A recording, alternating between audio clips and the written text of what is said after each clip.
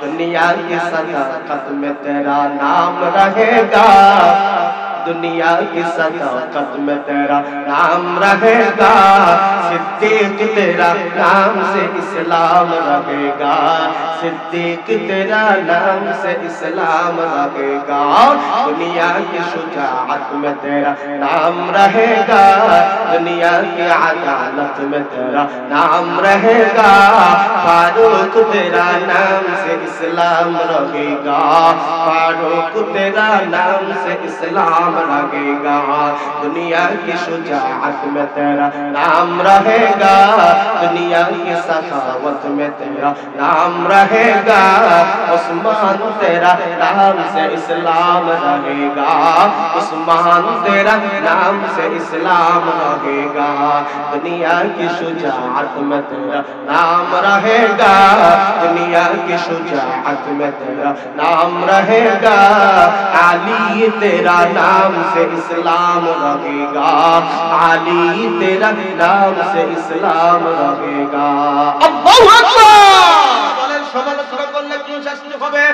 ওয়াইলুল লিকুল্লি হুমাযাতিল লুমাযা আল্লাযী জামা'a মালান ওয়া আদ্দাদা ইয়াহসাবু আন্না মালাহু আখলাদা কাল্লা লা ইউনবাযান্না ফিল হুতামা ওয়া মা আদরাকা মাল হুতামা নারুল্লাহিল মুকাদ্দাতুল্লাতী তাত্তালি'ু আলাল আফইদা ইন্নাহা আলাইহিম মুকসাদা ফি আমাদিন মুমাদ্দাদা। সব কিছু খুলে খুলে বর্ণনা করার সুযোগ নেই। আল্লাহ পাক রব্বুল আলামিন বলে, যারা মানুষের পিছনে পরনিন্দা করে, মানুষের পিছনে সমালোচনা করে এবং অর্থ টাকা পয়সা হারাম পথে উপার্জন করে, এই মালগুলা জমা করে বেশি বেশি গণনা করে আর ধারণা করে যে এই মালগুলা আমাকে জাহান্নাম থেকে বাঁচাইবে, আল্লাহ বলেন না না না, তোমাদেরকে হুতামা নামক জাহান্নামের মধ্যে ফেলে দেওয়া হবে। হুতামা নামক জাহান্নাম পয়গম্বর আপনি জানেন জানি, আমার আল্লাহ আমার নবীজিকে নিজে বর্ণনা দেন। হুতামা নামক জাহান্নাম হলো এমন একটা গর্ত, এমন একটা বিশাল গর্ত, এই গর্তের ভিতরে উত্তপ্ত আগুনগুলো থাকবে, উত্তপ্ত আগুনগুলো এই গর্তের ভিতরে দাউ দাউ করে জ্বলতে থাকবে। এই জাহান্নামটাকে লম্বা লম্বা শিকল দিয়ে বেষ্টন করে রাখবে, বেষ্টন করে রাখা হবে, কারণ যাতে আগুন যাতে বাহিরে না যাওয়া হয়। কিন্তু যেই অন্তর দ্বারা মানুষকে কষ্ট দিয়েছে, যেই মুখ দ্বারা জবান দিয়ে মানুষদেরকে কষ্ট দিয়েছিল, আল্লাহ পাক রব্বুল আলামিন এই অন্তরটাকে জাহান্নামের আগুনের মধ্যে নিক্ষিপ্ত করে জ্বালানো হবে। এটা হলো এক ধরনের শাস্তি। দ্বিতীয় ধরনের শাস্তি হইল ইবাদতকারীদেরকে আবার আল্লাহ তাআলা নিজের পায়ের গোশত খাওয়া পর্যন্ত উপমা দিয়েছেন।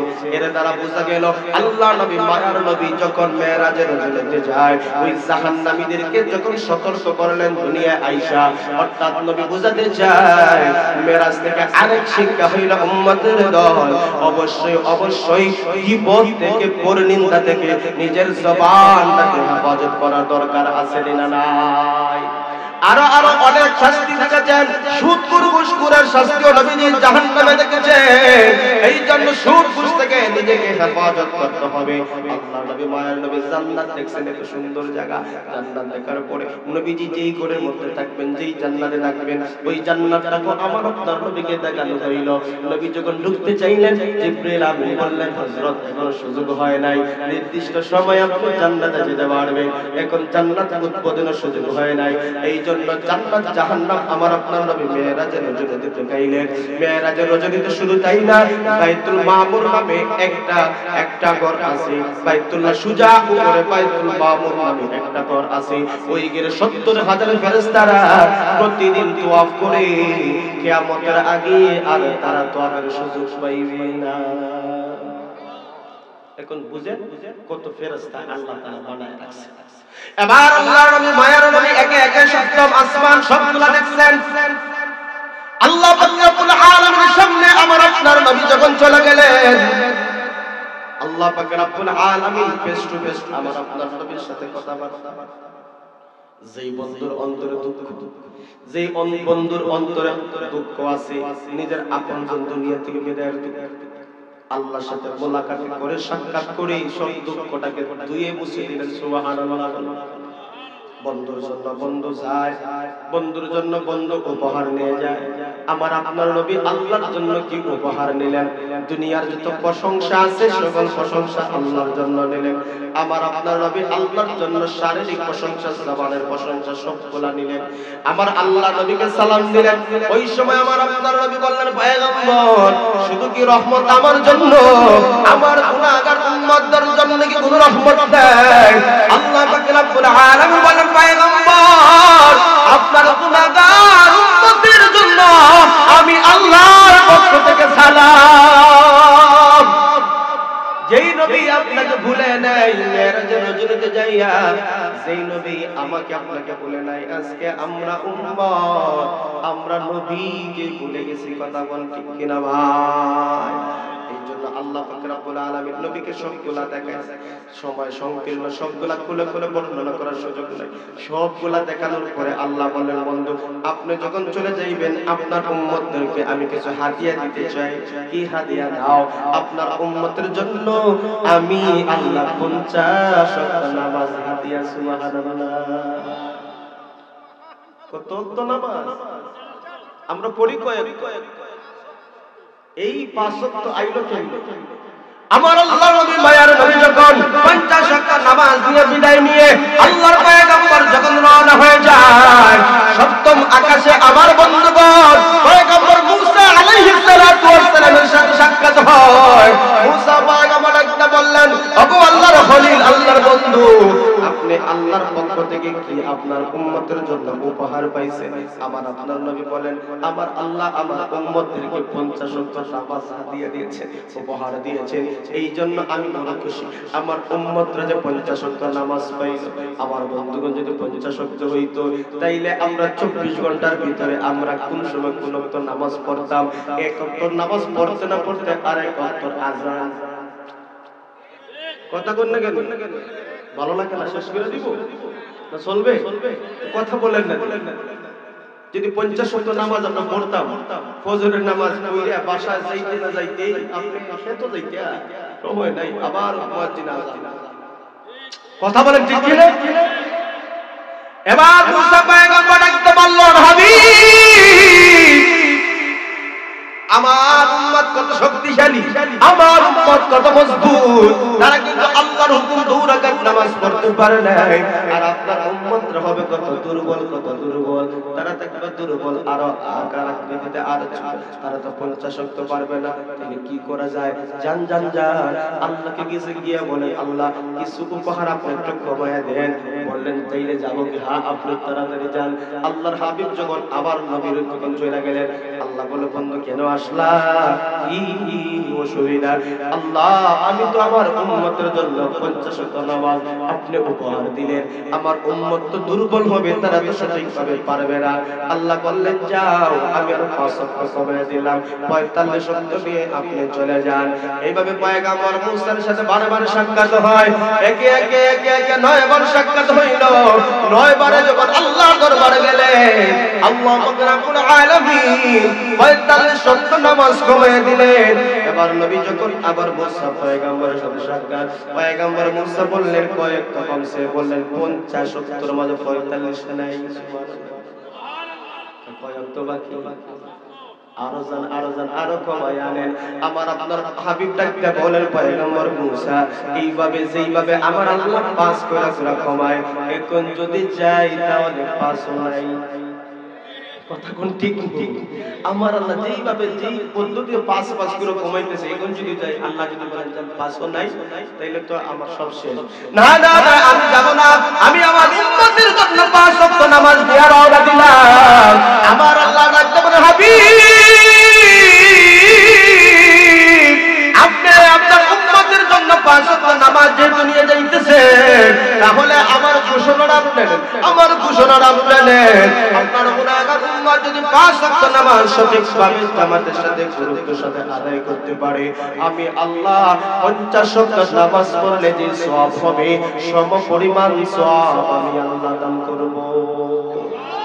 উম্মতরা হায়াত পাইবা কম, নেক আমল করবা কম, পাইবা বেশি। কথা বলেন ঠিক কিনা?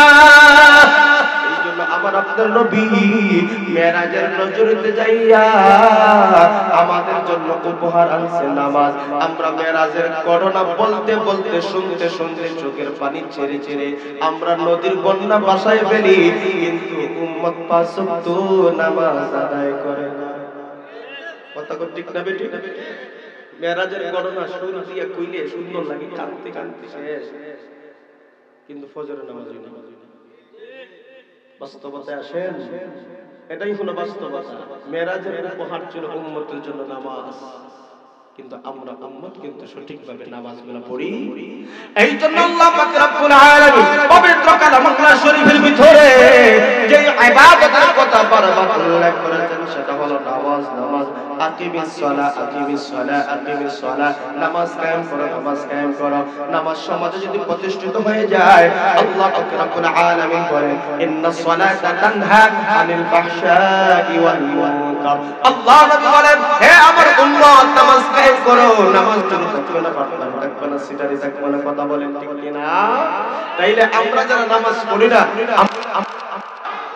আল্লাহ পাক রব্বুল আলামিন শেষ করে যখন আসতেছেন লক্ষ্য করে দেখেন, আমার আপনার নবী যখন মেরাজ শেষ করে যখন আবার বাইতুল্লাহ চলে আসবে, আমার বন্ধুগণ আল্লাহর নবী মায়ের নবীকে নামানো হইল।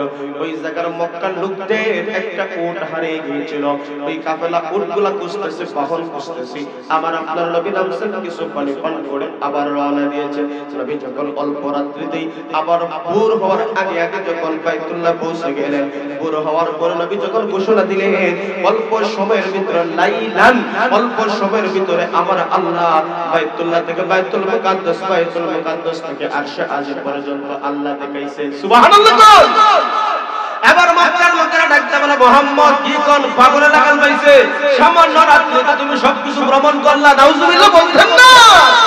আমার বন্ধুগণ, আমার প্রাণের ভাইরা, মক্কার লোকেরা এবার ডাকতে বলল, তাইলে মুহাম্মদ তোমাকে পরীক্ষা নিব, বলতে পারলে তোমার পরিমাণ আনব। আল্লাহ নবী মায়ের নবী বলেন, তাইলে কি পরীক্ষা নিবে বলো? এবার মক্কার লোকেরা বলল, বাইতুল মুকাদ্দাসে তুমি যে গেলা, এই মসজিদের মধ্যে জানালা কতটুকু আছে, এই মসজিদের মধ্যে গেট কতটুকু আছে, এই মসজিদের কি কি জিনিস আছে তুমি বলো। আচ্ছা, কোন মানুষ যদি শাহজালাল মুজাদ্দিদ ইয়ামুন রাহমাতুল্লাহি আলাইহি যখন শাহজালাল মসজিদে যদি নামাজ পড়ে, সিলেটে বড় মসজিদে যখন নামাজ পড়ে, কোন মানুষকে আপনাদের এলাকায় মসজিদে নামাজ পড়ে আসলে আপনারা কি বলবেন ওই মসজিদে ফ্যান কয়টা, বাতি কয়টা, দরজা কয়টা, জানালা কয়টা বলবেন? এগুলা কথা বলে বলবে কেন বলবেন না? এগুলা দেখার জন্য মানুষ মসজিদে যায় না। কথা কোন ঠিক নেই? আপনাদের মসজিদে কয়টা ফ্যান আছে আপনারা এখন বলতে পারবেন? কারণ মসজিদে নামাজ পড়তে যায়, ফ্যান গণনা করার জন্য যায় না। আমার আপনার নবী তো আটকে যাইবে, তারা মনে করছে আমার আল্লাহ ডাকতে বলে, জিবরাইল ও বেঈমান মুশরিকরা আমার নবীকে আটকে দিতে চায়, যাও যাও যাও বাইতুল মুকাদ্দাসকে আমার নবীর চোখের সামনে দেখায়া দাও, আর বলো নবীকে দেখে দেখে বর্ণনা দিতে। কোন মানুষের সামনে যদি সবকিছু তুলে ধরা হয়, আমার আপনার নবীর সামনে যখন বাইতুল মুকাদ্দাস তুলে ধরা হইল, নবীজি গনে গনে দেখে দেখে বর্ণনা করতে কি আর অসুবিধা হবে? না না না, বাইতুল মুকাদ্দাসে বর্ণনা দিলেন, নবী বললেন বাস্তব মিলে দেখো, তারা দেখলো এটাই বাস্তবতা।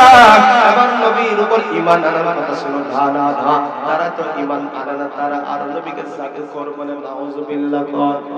আল্লাহ বলেন, নবী গো এই সমস্ত পার্সিটাররা আপনার উপর ঈমান আনবে না। খাতামাল্লাহু আলা কুলুবিহিম ওয়া আলা সামঈহিম, আল্লাহ বলেন আমি তো তাদের অন্তরে মোহর মেরে দিয়েছি, সত্যটা জানবে, বুঝবে, দেখবে, তারপর কিছু মানুষ ঈমান আনবে না। কথা বলে ঠিক কিনা? এবার সুদা চলে গেল আবু বকর সিদ্দিক রাদিয়াল্লাহু তাআলা আনহুর কাছে। আবু বকর একটা বলল, হে আবু বকর, তোমার নবী, তোমার বন্ধু মুহাম্মদ অল্প রাত্রিতে নাকি মেরাজ করেছে, অল্প রাত্রিতে নাকি ইসরা করছে, এটাকে তুমি বিশ্বাস করো। আবু বকর এখনো নবীর সাথে দেখা হয় নাই। এবার বেঈমান মুশরিকরা বলতে না বলতে আবু বকরকে যখন প্রশ্ন করলো, তারা বলল এই কথা তোমরা পাইলা? আবু বকর বললেন এই কথা থেকে তোমরা জানলা কোথায় পাইলা? তারা বলল তোমার নবী আমাদেরকে বলেছেন, তুমি কি বিশ্বাস করো? এবার আবু বকর ডাকতে বলল, আমার নবী যদি এই কথা বলে থাকে, আমি কোনো দলিল খুঁজবো না, কোনো প্রমাণ বুঝবো না, বিনা দলিলেই স্বীকার করে দিলাম আমার নবীর মেরাজ সত্য। এবার লক্ষ্য করে দেখেন আবু বকর সিদ্দিক রাদিয়াল্লাহু তাআলা মর্যাদা বেড়ে গেছে, সুবহানাল্লাহ গান। আমার নবী আবু বকর সাথে সাক্ষাৎ, আবু বকর একটা বলে পয়গম্বর এই মানুষটা আপনাকে মেরাজের কথা বলল, আপনাকে ইসরার কথা বলল, আসলে কি আপনি মেরাজ করেছেন, ইসরা করেছে? এবার আমার নবী বললেন আবু বকর তুমি কি বলেছো? আমি সত্য বলে স্বীকার করে নিয়েছি। এবার নবী বললেন তোমার নাম তো ছিল আবু বকর, তুমি আমার মেরাজকে দলিল ছাড়া সাক্ষী ছাড়া তুমি যে স্বীকার করে নিয়েছো, আমি একটা পদবি তোমাকে লাগায়া দিলাম, তোমার নামের সাথে আজকে আমি সিদ্দিক লাগিয়ে দিলাম। আজ থেকে তুমি শুধু আবু বকর নয়, তোমার নামটা উম্মত যারা নিবে আবু বকর সিদ্দিক রাদিয়াল্লাহু তাআলা আনহু নিবে, সুবহানাল্লাহ। দুনিয়া কি সাদাকত মে তেরা নাম रहेगा, दुनिया की सदाकत में तेरा नाम रहेगा, सिद्दीक तेरा नाम से इस्लाम रहेगा, सिद्दीक तेरा नाम से इस्लाम रहेगा, दुनिया की शुजाअत में तेरा नाम रहेगा, दुनिया की अदालत में तेरा नाम रहेगा, फारूक तेरा नाम से इस्लाम रहेगा, फारूक तेरा नाम से इस्लाम रहेगा, दुनिया की शुजाअत में तेरा नाम रहेगा, दुनिया की सखावत में तेरा नाम रहेगा, उस्मान तेरा नाम से इस्लाम रहेगा, उस्मान तेरा नाम से इस्लाम रहेगा, दुनिया की शुजाअत में तेरा नाम रहेगा, दुनिया की शुजाअत में तेरा नाम रहेगा, अली तेरा नाम से इस्लाम रहेगा, अली तेरा नाम से इस्लाम रहेगा। अल्लाहु আকবার। এই জন্য আল্লাহ নবী মায়ার নবীর ইসরা, আল্লাহ নবী মায়ার নবীর মেরাজ সত্য, এর মধ্যে কোনো সন্দেহ নাই। আল্লাহ নবী মায়ার নবীর মেরাজ সত্য। এবার বেঈমান মুশরিকরা কেন পারলো না? এবার বেঈমান মুশরিকরা কইল মুহাম্মদ আচ্ছা ঠিক আছে তুমি আরেকটা কথা বলো, আমাদের একটা কাফেলা সফরে বের হয়েছিল, এই কাফেলাটা কোথায় আছে যদি বলতে পারো তাইলে তোমার উপর ঈমান আনবো। আল্লাহ নবী মায়ার নবী বলেন তোমাদের একটা কাফেলা অমুক দিন মক্কাতে আয়েশা বসবে, তাদের একটা বাহন হারিয়ে গিয়েছিল, উট হারিয়ে গিয়েছিল, ওই উট পূজার জন্য সকলেই এদিক সেদিক ছুটাছুটি করছি, আমি তাদের হাউদার নিচে তাদের বাহনের নিচে আমি নাম কিছু পানি পান করলাম, ও চিরেই তারা মক্কাতে প্রবেশ করবে। আল্লাহর নবী যেই দিন নির্ধারিত করে দিলেন, যেই দিন নির্ধারিত করলেন, যেই সময় নির্ধারিত করলেন, মক্কার বেঈমানরা অধীর আগ্রহে অপেক্ষা আছে। মুহাম্মদ বলল এটা সত্য হয় না মিথ্যা হয়, ঠিক তদ্রুপভাবে যেই দিন নবী বলছেন, যেই সময়ের কথা বলছেন, এই সময় মক্কার কাফেলা মক্কাতে আগমন করেছি। তারা বলল মুহাম্মদ বলছে মেরাজ করতে আসার পথে তোমাদের একটা বাহন হারিয়ে গিয়েছিল, তোমরা কি খোঁজার জন্য বাহির হইছিলে? আমরা একটা বাহন হারিয়ে গেছি, এটা খোঁজার জন্য আমরা ছোটাছুটি করছি, পাইছি, আর হাউদা থেকে পানি পান করছেন, এখানে আমরা কম পাইছি। বাস্তবতা উচিত ছিল সবগুলা জানছে, বুঝছে, দেখছে, ঈমান আনার কথা বলেন না কেন? কিন্তু তারা ঈমান আনে না। কেন আনে নাই? এই সমস্ত কুলাঙ্গারদের অন্তরে মোহর মারছেন তিনি। আর যুবকগণ, তো আমাদের সমাজে এমন কিছু বাস্তবতা আছে, আমাদের সমাজে এমন কিছু ঠেলা মার্কা লোক আছে, এটা বাস্তব জানে, সত্য জানে, তারপরেও গদি যাইগা এই জন্য কথা বলেন ঠিক না ঠিক? আজকে আমার নবীর খতমে নবুয়তকে নিয়ে ছিনিমিনি করা হয়, আজকে আমার নবীর চরিত্রকে নিয়ে ছিনিমিনি করা হয়, আমার আল্লাহকে নিয়ে ব্যঙ্গ করা হয়, কিন্তু আমরা মুসলমান ঘরের মধ্যে বসে থাকি, আমাদের জবান থেকে আল্লাহর ভালোবাসার স্লোগান বাহির হয় না, আমার জবান থেকে আল্লাহর পক্ষে কথা বলা হয় না, জালিমদের বিরুদ্ধে প্রতিবাদ পাওয়া যায় না। আমরা নামে মুসলমান হয়েছি, এখন পর্যন্ত কাজ কর্ম মুসলমান গ্রহণ করতে পারে নাই কথা বলেন ঠিক কিনা? তুমি নবীর উম্মত দাবি করো, সুন্নাহ মানো না, নবীর অপমানে তোমার হৃদয় কাঁদে না, তুমি নবীর উম্মত দাবি করো, সুন্নাহ মানো না, নবীর অপমানে তোমার হৃদয় কাঁদে না, তুমি বিজাতীয় সংস্কৃতিতে সপেছো কোরআন, তুমি বিজাতীয় সংস্কৃতিতে সপেছো কোরআন। তুমি কেমন মুসলমান, তুমি কেমন মুসলমান, নামাজের সাথে নাই পরিচয়, মানো না কোরআন, তুমি কেমন মুসলমান। আসেনি না না? এই যে গজলটা গাইলাম, সুর দিয়ে গাইলাম, কথায় কাজে মিল আছে নি? কথা বলে মিল আছে? নবীর মোহাম্মদ করি ঠিক ঠিক, কিন্তু নবীর চরিত্রের সাথে আমার চরিত্র মিলাই না। কথা বলে ঠিক। এই জন্য আমার বন্ধুগণ, আল্লাহর নবী মায়ের নবীর মেরাজ সত্য, এর মধ্যে কোনো সন্দেহ নাই। বাদশা হিরাক্লিয়াসের জমানায়, হিরাক্লিয়াসের জমানায় বাদশা নবীর আগমন করেছেন মক্কাতে। এই ঘটনা শুনছে, সত্যতা যাচাইয়ের জন্য কিছু মুসলমান খুঁজতেছে মক্কা। হঠাৎ করে মক্কার এক কাফেলার লোক ছিল, আবু সুফিয়ান সহ অনেক মক্কার লোক ছিল ব্যবসার উদ্দেশ্যে। তারা গেল বাদশার কাছে। তারা বাদশার কাছে যাওয়ার পরে বাদশা বলল, তোমাদের কাছে একজন নবী আসছেন, উনি আইসা দ্বীনের দাওয়াত দেন, এক আল্লাহর কথা বলেন, ওনার চরিত্র কেমন? সুবহানাল্লাহ। তখন তারা বলল, আজকে সুযোগ পাইছি, আজকে মুহাম্মদের গাইল কইরা যাইব, নাউজুবিল্লাহ কম। ও আজকে যেহেতু সুযোগ পাইছি, আজকে মুহাম্মদকে এমন কথা কইব যাতে বাদশা তার জীবনও মুহাম্মদকে বিশ্বাস করে না। নাউজুবিল্লাহ বলতে লিডাররা চিন্তা করলো কি কথা কই। হঠাৎ করে তারা মনে করলো, যদি মিথ্যা কথা বলি তাহলে আমার যে সাথী বন্ধু বান্ধব আছে তারা কইব, তুমি বাদশার সামনে কেন মিথ্যা কথা কইলে, তুমি একটা মৃত্যু। আর আমরা নেতারা তো মিছা কথা ছাড়া হই না।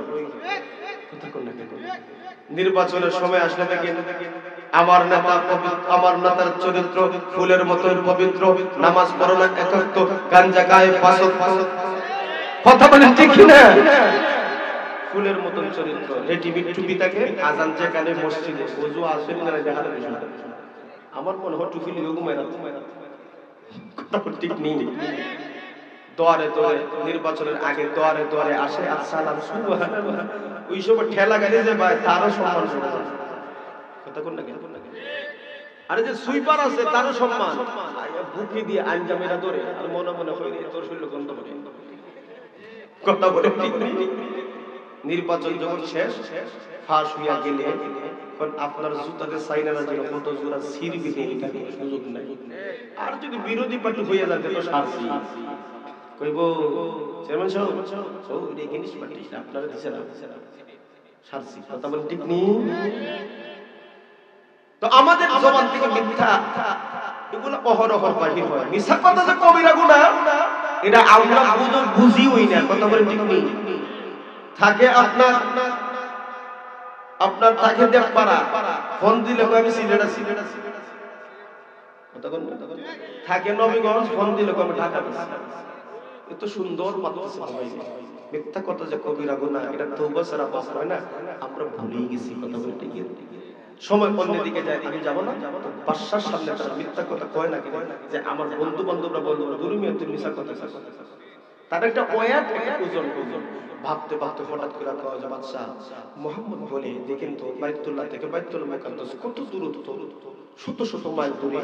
আবার বাইতুল মুকাদ্দাস থেকে আরশে আজিম, লৌহ কলম, প্রথম আসমান, দ্বিতীয় আসমান, তৃতীয় আসমান, চতুর্থ আসমান, পঞ্চম আসমান, ষষ্ঠ সপ্তম আসমান, কত দূরে, কত হাজার হাজার কিলোমিটার দূরে মুহাম্মদ বলে রাতের কিছু অংশে সফর করছে।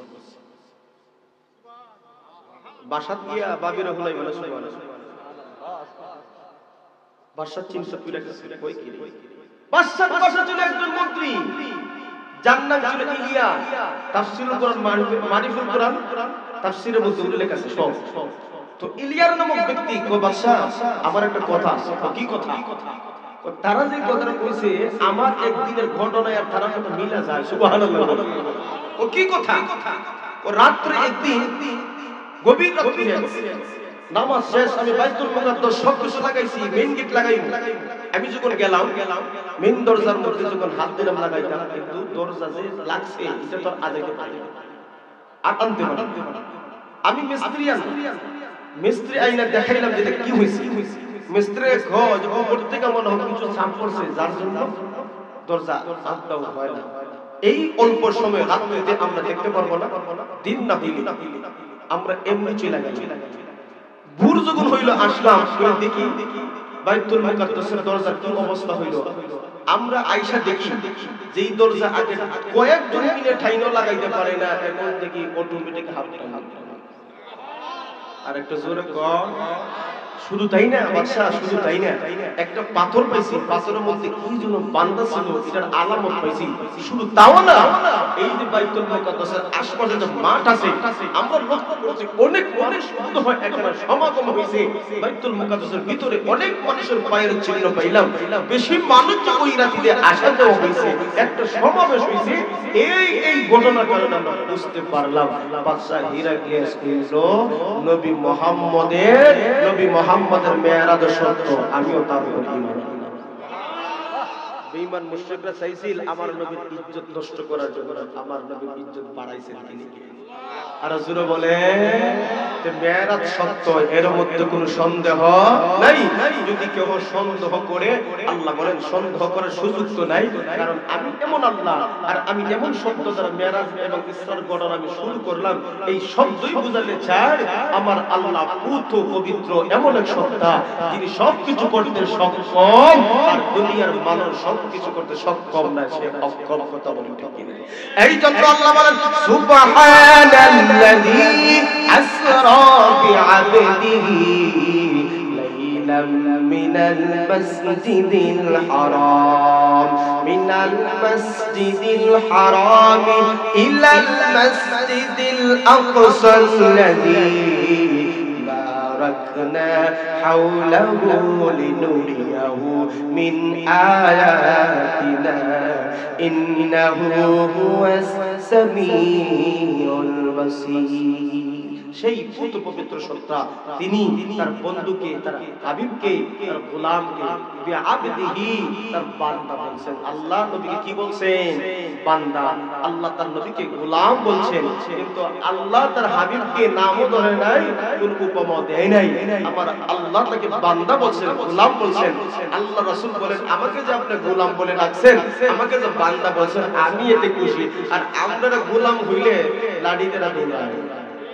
কথা বলে ঠিক নেই, তার অহংকারের প্র্যাকটিস লাগে যায়। কথা বলে ঠিক কি না? সময় নাই, এই জন্য ব্যাখ্যা দেওয়ার সুযোগ নাই। এখানে আল্লাহ তাআলা অনেক কিছু শিখাইছেন নবীকে, অনেক কিছু উম্মতদেরকে শিক্ষা দিয়েছেন। আব্দুল অর্থাৎ বান্দা অর্থাৎ গোলাম। আমরা আসলেই গোলাম, আমাদের মালিক কি? কথা কোন না কেন? আল্লাহ। আল্লাহ আমরা আসল মালিক, এই জন্য আমরা গোলাম। গোলামের অভ্যাস হইল গোলামি করা, বাপ সব ধরা নয়। কথা বলেন ঠিক কিনা?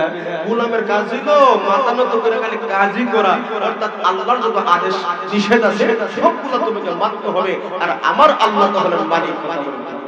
এরপরে আল্লাহ বলেন আমি আমার বান্দাকে অল্প সময়ে লাইলান রাতের কিছু অংশে মিনাল মসজিদুল হারাম ইলাল মসজিদুল আকসা, মসজিদ হারাম থেকে মসজিদে আকসা পর্যন্ত আমি ভ্রমণ করিয়েছি। কেন?